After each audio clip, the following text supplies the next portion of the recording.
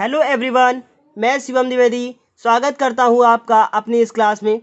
आज की इस क्लास में हम बात करने वाले हैं एक्सरसाइज 3H के क्वेश्चन नंबर 12 की।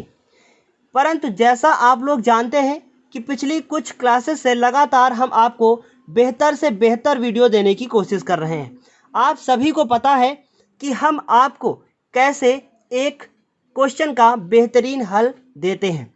आज की इस क्लास में भी हम आपको वो क्वेश्चन बताने जा रहे हैं जो आपकी परीक्षा के लिए बहुत ही ज़्यादा इम्पॉर्टेंट है। यह क्वेश्चन लगातार कुछ वर्षों से पूछा जा रहा है। आप सभी को पता है कि आपकी यूपी बोर्ड की परीक्षा के लिए कुल 7 प्रश्न पत्र बनते हैं, जिसमें से आपके पेपर में एक प्रश्न पत्र आता है। यह प्रश्न 12 जो लिखा है आपके सामने, जब से एनसीईआरटी यूपी बोर्ड में लागू हुआ है तब से लगातार ये क्वेश्चन पूछा जा रहा है। ये क्वेश्चन आपका 6 नंबर का है। आपको सिर्फ और सिर्फ इसमें समीकरण बनाना है और उसके बाद इसको हल कर देना है। कैसे समीकरण बनाना है, क्या करना है, आपको हम बताते हैं। लिखा है एक छात्रावास के मासिक व्यय का एक भाग नियत है। मान लीजिए छात्रावास मतलब हॉस्टल है और वहाँ पे एक भाग क्या है, नियत है। मान लीजिए आप जाते हैं और आप कहते हैं कि हम 30 दिन के लिए आपका छात्रावास लेना चाहते हैं, तो वो कहेगा भाई साहब आपको कुछ नियत भाग देना पड़ेगा। वो मान लीजिए आपको X रुपये देना पड़ेगा। उसके बाद फिर आगे लिखा है कि तथा शेष भाग इस बात पर निर्भर करता है कि छात्र ने कितने दिन भोजन लिया है। अच्छा, इसका क्या तात्पर्य हुआ? 30 दिन आपको रहना है तो आपको X रुपये देने हैं, लेकिन यदि आप भोजन करेंगे तो आपको इस बात पर निर्भर करता है कि छात्र ने कितने दिन भोजन लिया है। इसका मतलब Y रुपये आपको भोजन के देने हैं। लेकिन यहाँ कितने दिन लिखा है, इसलिए एक दिन का Y रुपये, 2 दिन का 2Y, 3 दिन का 3Y, ऐसे रुपये हो जाएगा। और ये X आपका नियत भाग है। इस तरह के क्वेश्चन आपने पिछले क्लास में भी किए हैं। फिर आगे पढ़िए क्या लिखा है। जब एक विद्यार्थी ए को जो 20 दिन भोजन करता है, 1000 छात्रावास के व्यय के लिए अदा करने पड़ते हैं। जबकि एक विद्यार्थी बी जो 26 दिन भोजन करता है, छात्रावास के लिए 1180 रुपये अदा करने पड़ते हैं। नियत व्यय और प्रतिदिन का भोजन का मूल्य ज्ञात कीजिए। बहुत आसान क्वेश्चन है। तो सबसे पहले हम लोग लिखेंगे माना। पूछा क्या गया है आपसे, नियत व्यय, तो लिखेंगे माना नियत व्यय X रुपये तथा प्रतिदिन के भोजन का मूल्य Y रुपये, तथा प्रतिदिन के भोजन का मूल्य कितना है, Y रुपये है। ठीक, अब देखिए, अब सबसे पहले हम लोग लिखेंगे कि ए द्वारा किया गया व्यय। तो ए ने कितना व्यय किया था, 1000 रुपये दिए थे। क्यों दिए थे? नियत व्यय दिया होगा, यानी नियत खर्च दिया होगा। और उसके बाद भोजन कितने दिन लिया था, बहुत ध्यान से देखिएगा, 20 दिन भोजन किया था। तो एक दिन का Y रुपये, 20 दिन का 20Y, बराबर कितना हो गया, 1000। इसे समीकरण नंबर क्या मान लेंगे, 1। और बी द्वारा किया गया व्यय, ये इंपॉर्टेंट इक्वेशन है, बहुत ध्यान से देखिएगा। कितना व्यय किया था, 1180 रुपये। तो इसने भी क्या किया होगा, X रुपये नियत दिए होंगे और भोजन का कितना दिया होगा, कितने दिन भोजन किया है, 26 दिन। तो 26 दिन भोजन किया है तो 26Y बराबर कितना हो गया, 1180।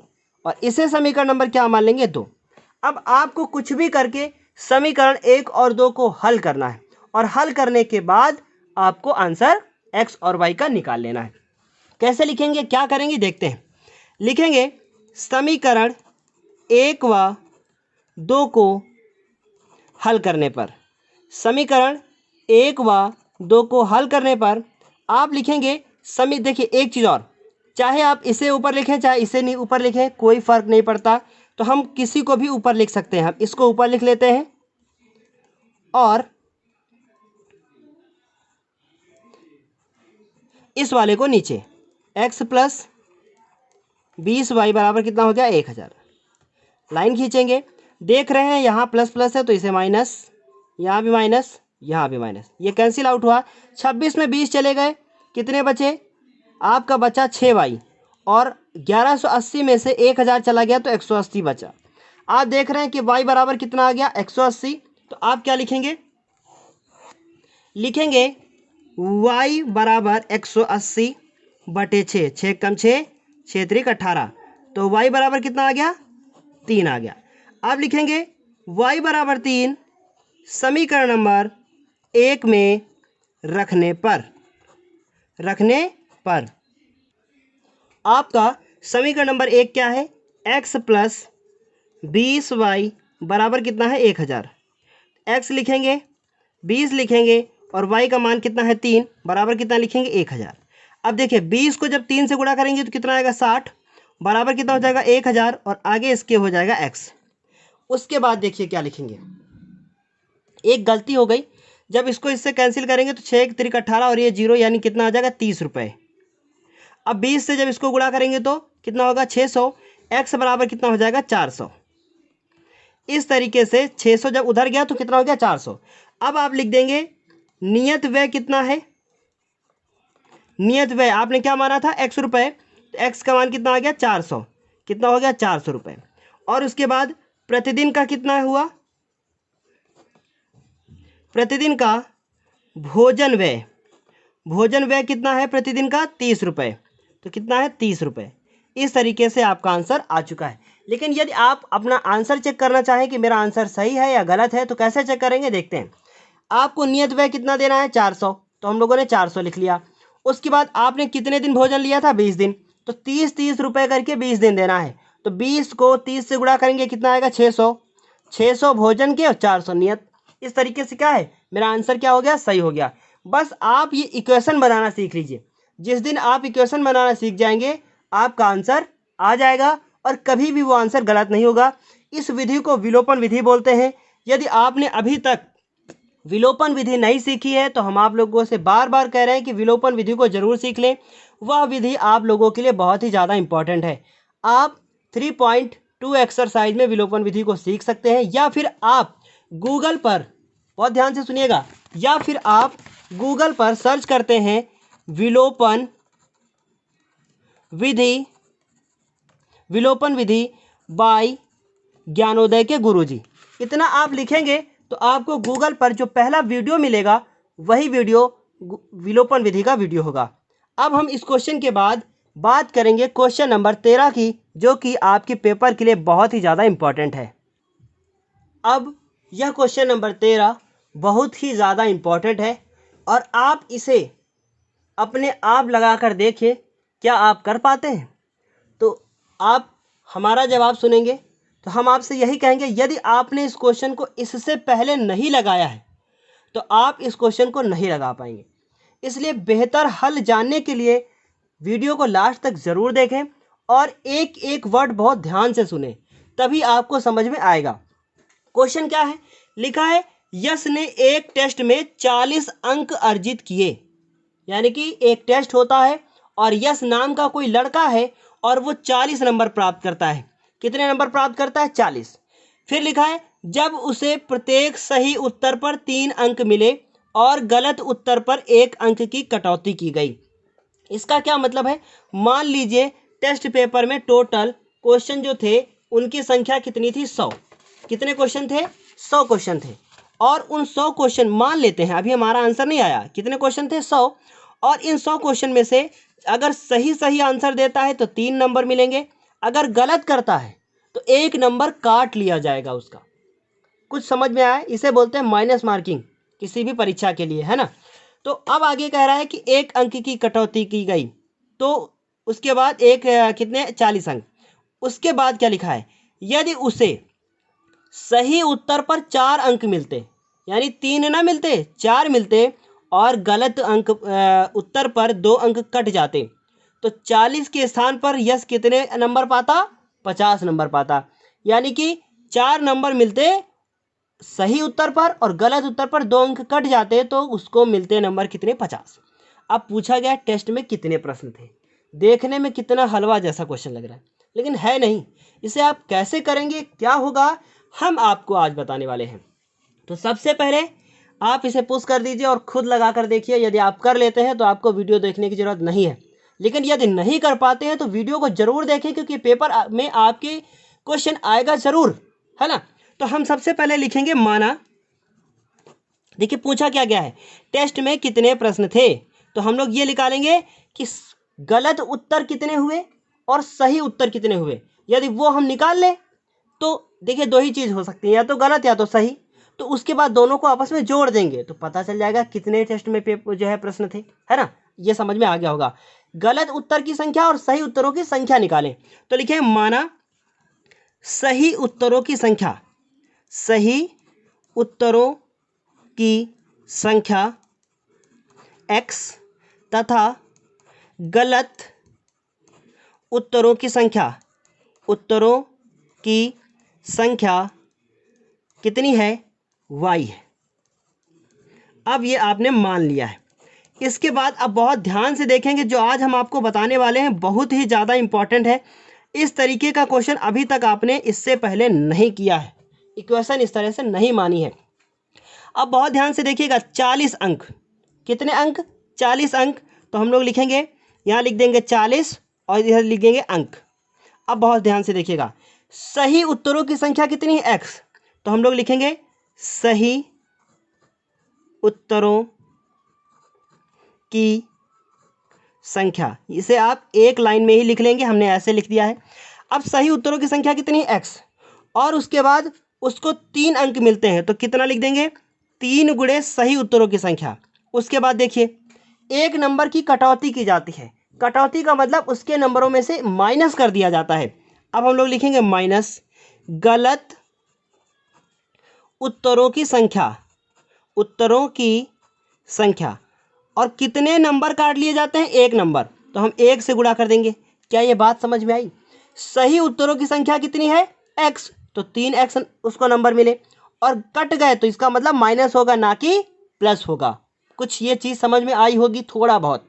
इसके बाद आप क्या लिखेंगे, 3, और सही उत्तरों की संख्या कितनी है, x, और गलत उत्तरों की संख्या है y, बराबर कितना हो गया, 40। इस तरीके से मिला समीकरण, 3x फिर y और ये हो गया 40। इसे समीकरण नंबर क्या मान लेंगे, 1। उसके बाद आप आगे देखेंगे, लिखेंगे तथा, अब उसने कहा कि सही उत्तर पर 4 मिलते हैं अंक, तो लिखेंगे 4 गुणे सही उत्तरों की संख्या। उसके बाद 2 नंबर काट लिए जाते हैं, इसलिए हम लोग घटाने का चिन्ह लगाएंगे यानी माइनस लगाएंगे, तो 2 गुणे गलत, अब देखिए इसको हम सही सही लिख रहे हैं, सीधा लाइन है ना, गलत उत्तरों की संख्या, और इस तरह से उसको कितने नंबर मिलते हैं, 50, तो यहाँ कितना लिख देंगे, 50। तो ये हो जाएगा 4, और सही उत्तरों की संख्या कितनी है, x, गलत उत्तरों की संख्या कितनी है, y, और उसके बाद ये हो गया 50। आप इसमें कॉमन भी ले सकते हैं, 2 कॉमन ले लिया, अंदर बचेगा 2x माइनस y बराबर कितना हो गया, 50। तो ये 2 नीचे जाएगा, तो 50 से जब 50 को 2 से भाग कर दिया जाएगा तो कितना बचेगा, 25 बचेगा। इस तरीके से ये समीकरण नंबर कितना हो गया, 2। ये 2 नीचे गया है और उसके बाद 25 बचा हुआ है ना। अब इसको ध्यान दीजिएगा, अब ये दोनों समीकरणों को हमें हल करना है, और हल करने के बाद हमें अपना उत्तर x और y के रूप में लिखना है। कैसे लिखना है उसको भी अंत तक देखना जरूरी है, क्योंकि x और y का उत्तर ही हमारा उत्तर नहीं होगा, उसके बाद भी हम कुछ करेंगे। तो क्या करेंगे देखते हैं। लिखेंगे समीकरण 1 व 2 को हल करने पर आपने देखा आपका समीकरण नंबर 1 क्या है, x प्लस, कौन सा क्वेश्चन है भाई साहब,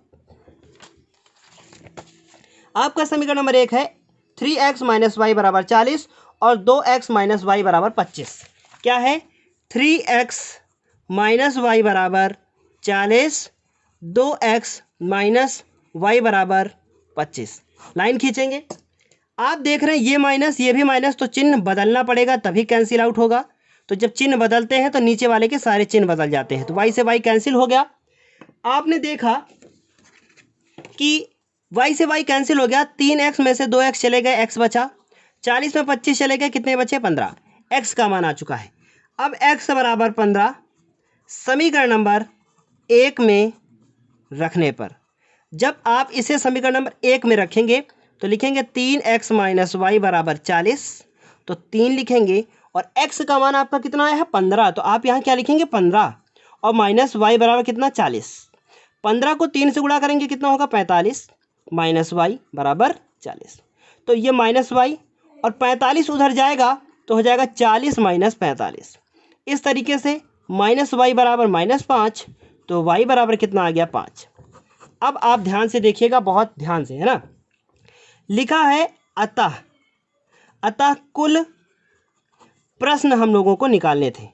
तो कुल प्रश्न में क्या होंगे, सही उत्तर वाले प्रश्न,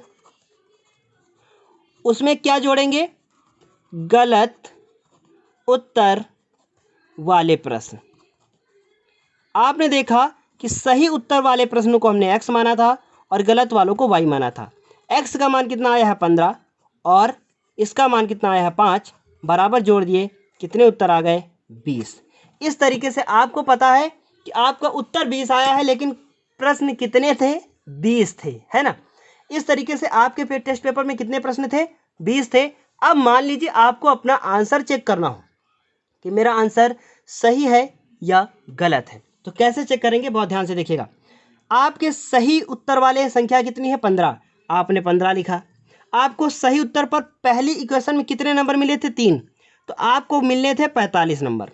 कितने मिलने थे 45 नंबर मिलने थे, लेकिन आपने 5 क्वेश्चन को गलत कर दिया।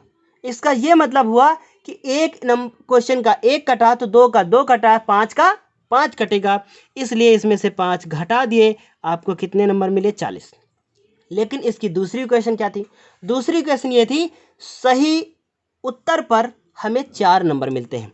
इसका मतलब आपके 15 उत्तर सही थे, 4 नंबर मिलने थे, तो आपको 60 नंबर मिलने थे। लेकिन आपने क्या किया, आपने 5 क्वेश्चन गलत भी तो कर दिए, इसलिए 5 क्वेश्चन आपने गलत किए और 2-2 नंबर काट लिए गए उसके, तो कितने हो गए 10, काट घटा दिया हम लोगों ने, कितना बचा 50।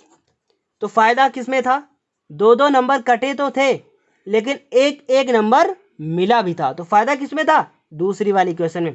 तो हमें फ़ायदा और नुकसान नहीं सोचना है, हमें अपना ये प्रश्न हल करना है और ये फ़ायदा सोचना है कि कैसे आप अपनी बोर्ड परीक्षा में अच्छे नंबर लेके आएँ। उम्मीद है ज़रूर समझ में आया होगा। तो सबसे पहले हम आपसे फिर एक बार ये बताना चाहते हैं, आप सारे क्वेश्चंस में ये बस इक्वेशन बनाना सीख लीजिए।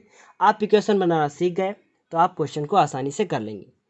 तो देखेंगे अब कितने कितने लोगों ने ये क्वेश्चन अपने आप लगा लिया था, वो कमेंट बॉक्स में ज़रूर अपना नाम लिखें।